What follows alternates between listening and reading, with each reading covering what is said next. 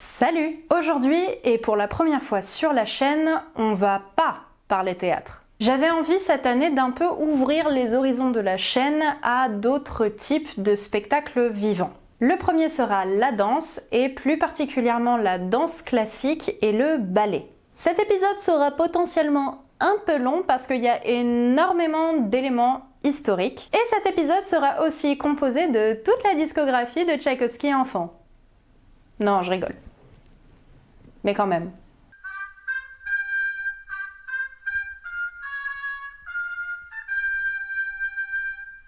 On situe les origines du ballet en Italie au XVe siècle. On retrouve à cette époque des fêtes et des mariages organisés par des nobles avec des danses collectives extrêmement codifiées. C'est ce qu'on appelle alors bal.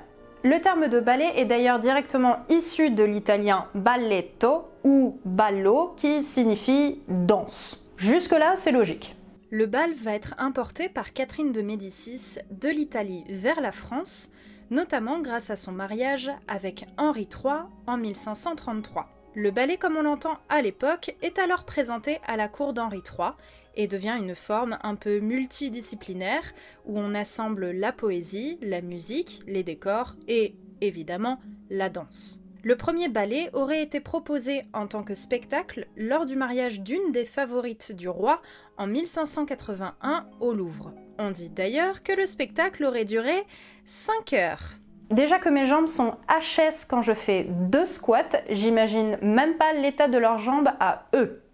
Donc au XVIe siècle, le bal devient un véritable spectacle qui aura différentes variations en fonction de ce qui est représenté. Et d'ailleurs, la pratique de la danse en tant qu'activité de loisir devient normale pour les femmes comme pour les hommes. On incite grandement les enfants de la noblesse à pratiquer la danse parce que ça leur procurerait une forme de souplesse, de grâce et d'harmonie du corps. D'ailleurs, faisons un petit saut dans le temps. Louis XIV adorait danser. On l'appelait d'ailleurs le roi danseur. Et c'est vraiment au XVIIe siècle, avec Louis XIV, que le ballet prend ses lettres de noblesse. Le roi crée en 1713 l'Académie royale de musique et de danse afin qu'il y ait une réelle discipline et une régularité dans les chorégraphies. On assiste ainsi au premier maître à danser reconnu et théoricien de la danse. Le plus connu à l'époque s'appelle Charles-Louis Beauchamp. C'est le maître à danser du roi et un des musiciens des pièces musicales de Molière. Ouais, le CV du gars est plutôt intéressant. C'est grâce à ce monsieur qu'on a un lexique de la danse. Les positions de première, de seconde, les entrechats et autres pas de bourrée. C'est pour cela qu'on utilise le français dans toutes les langues pour parler du lexique de la danse. On dit pas between cat par exemple pour entrechat en anglais. On dit entrechat. Il y a vraiment trop de choses à dire vraiment sur le ballet et sur l'origine du ballet, donc on va avancer un petit peu, on va passer le XVIIIe siècle pour arriver directement au XIXe. Mais si le sujet vous intéresse, de toute façon, il y aura plein de sources en bas en description. Au XIXe siècle, c'est un peu le bordel en France au niveau artistique. On en a parlé dans le dernier Théâtre Mundi avec la naissance de la mise en scène moderne, je vous mets l'affiche là. Entre la création du vaudeville, du mélodrame, l'arrivée du naturalisme et du symbolisme, le ballet dans tout ça, il a un peu de mal à se faire une place. Et le public commence à se lasser. Cependant, il y a un spectacle en particulier qui va tout changer, que ce soit en France ou en Europe. Nous sommes en 1832 et une danseuse qui se nomme Marie Taglioni s'apprête à entrer sur la scène de l'Opéra de Paris.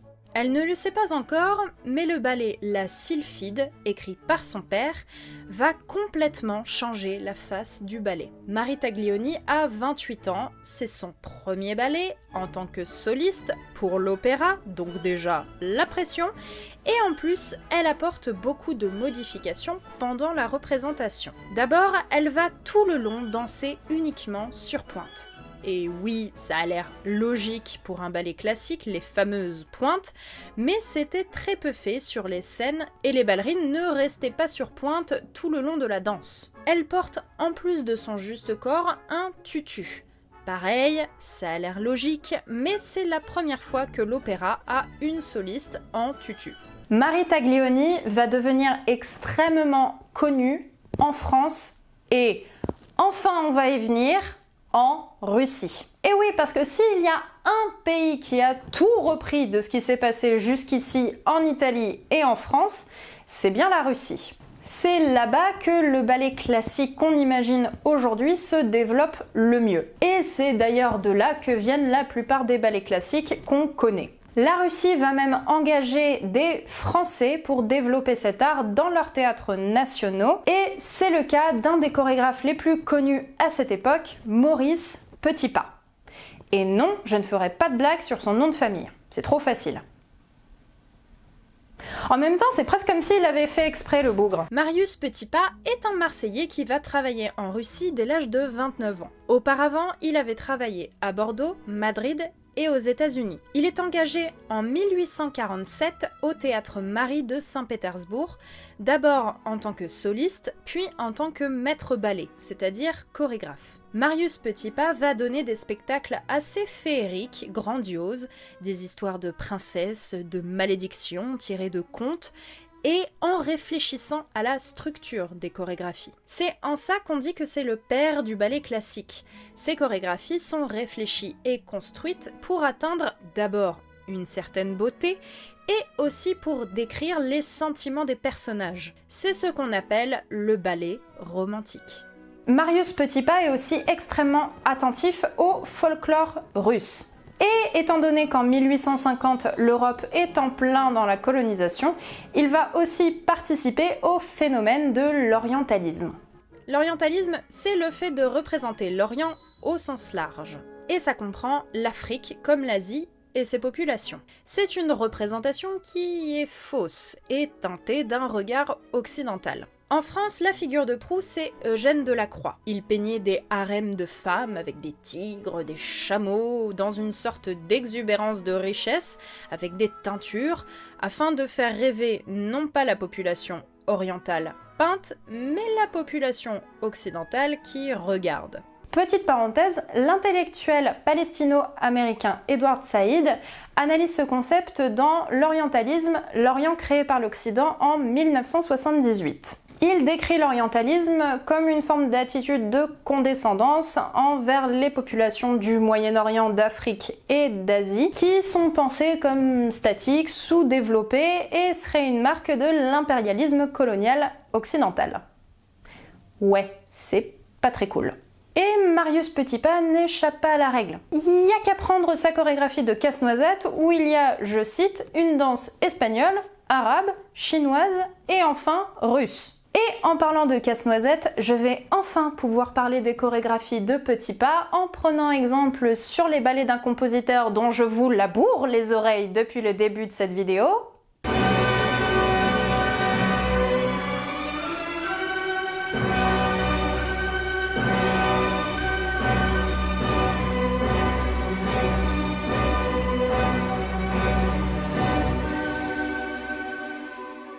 Piotr Ilyich Tchaïkovski. Ce mec apporte avec lui tout l'imaginaire du ballet classique. Et il est l'auteur de la majorité des ballets que vous connaissez sans doute. Pour expliquer comment Petipa construit ses chorégraphies, j'ai pris en exemple le ballet Le Lac des Cygnes. Je l'ai choisi parce que je pense que c'est la plus claire, même si Petipa reprend la plupart de ses structures de chorégraphie dans tous ses autres ballets, que ce soit avec Tchaïkovski ou non, et parce que c'est mon ballet préféré. Oui, zéro originalité sur ce coup-là, je l'avoue. Le Lac des Cygnes est composé en 1875 et représenté complètement en 1895. Tchaïkovski étant mort en 1892, il n'a jamais pu voir ce que donnait sa composition la plus connue. Le ballet raconte un amour impossible entre le prince Siegfried et Odette à cause d'une malédiction.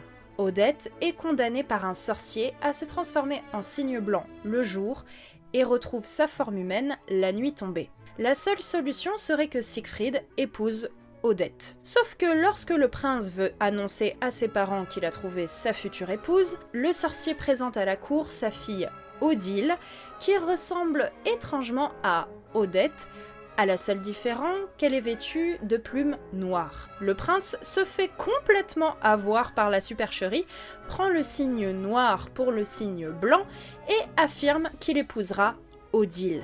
Odette apparaît au prince juste avant ses fiançailles. Elle, complètement déboussolée, part vers le lac et lui, horrifié, tente de la rattraper pour s'excuser. Et là, la fin a différentes versions. Parfois les amants triomphent du sorcier, parfois non, la plus connue étant le suicide d'Odette. Le ballet est en 3 actes et a l'originalité de faire interpréter le signe blanc et le signe noir par la même danseuse, ce qui demande de sa part 2 fois plus de travail, interprétant à la fois un personnage doux et pur et un personnage sensuel et désirable. Je vais faire une parenthèse un petit peu plus technique maintenant sur les structures de chorégraphie de Petits Pas. Donc si vous voulez pas être assailli de vocabulaire, vous pouvez skipper à ce timecode, il n'y a aucun problème. Alors, comment on met en danse tout ça ?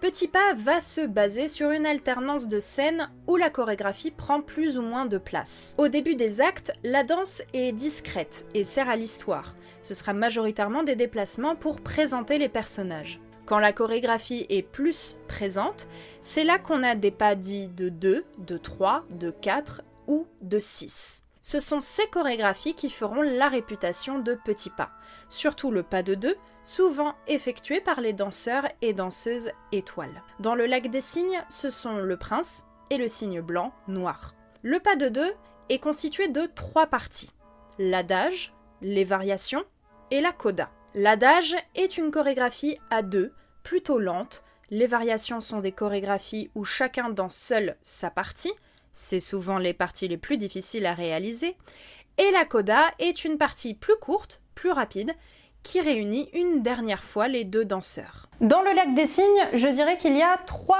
chorégraphies connues.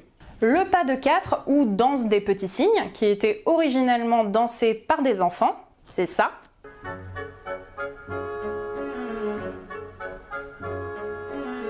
C'est si beau. Le pas de 2 du cygne blanc avec le prince.